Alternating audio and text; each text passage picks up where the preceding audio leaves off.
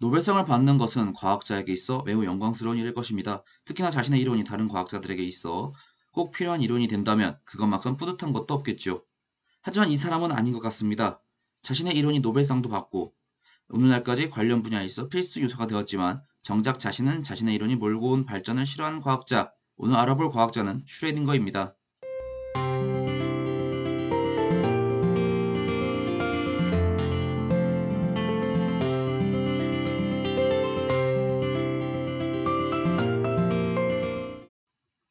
이 이야기의 시작은 빛의 정체에 대해서부터 시작합니다. 그 이전 훅과 뉴턴이 서로 빈정상하며 싸웠을 정도로 빛이 파동이냐 입자냐라는 질문은 꽤 지속되어 왔죠. 이는 빛이 입자성을 띄어야만 설명이 되는 광전 효과나 콤프턴 산란 실험, 그리고 반대로 파동성을 띄어야만 설명이 되는 프레넬 회절이나 맥스웰이 예견한 전자기파의 발견 등의 증거로 인해 아인슈타인이 빛은 파동성과 입자성을 모두 갖고 있으며 그 에너지는 띄엄띄엄 존재하는, 즉 양자화되었다는 것으로 정리하면서 해결됩니다. 그러나 논쟁은 거기서 끝나지 않습니다. 드브로이가 같은 맥락으로 전자 역시 입자성과 파동성을 모두 갖고 있다는 물질파에 대한 이론을 제시하거든요.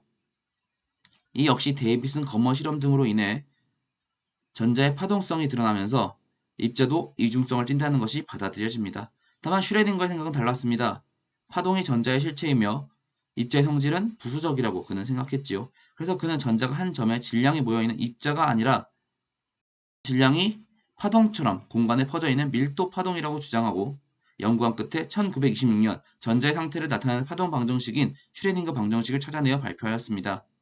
이 방정식을 통해 파동함수를 구하면 전자가 가질 수 있는 에너지와 같은 물리량들을 구할 수 있었죠.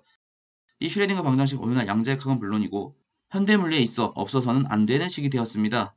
우리가 지금 쓰고 있는 컴퓨터나 핸드폰 속 반도체 소자에 대한 연구도 이 방정식을 푸는 것에서부터 시작했지요.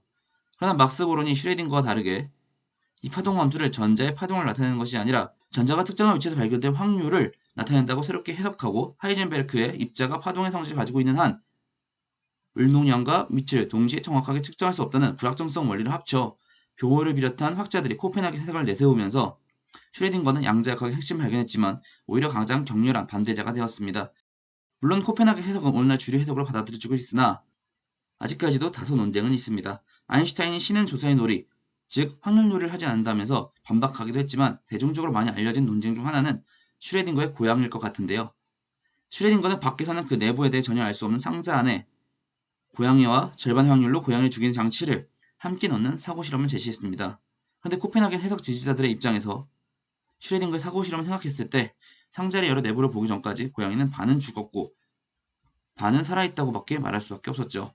앞서 말했던 것처럼 슈레딩거 방정식은 오늘날 노벨상을 받는 과학자들의 주제에 뗄래야 뗄 수 없을 정도로 큰 역할을 합니다. 그러나 거기에는 코펜하겐 해석이 꼭 같이 따라가죠. 슈레딩거가 오늘날 자신의 방정식과 자신이 싫어하던 자신의 방정식에 대한 해석이 만들어낸 현재의 모습을 보면 뭐라고 말할까요? 오늘 알아본 과학자 슈레딩거였습니다.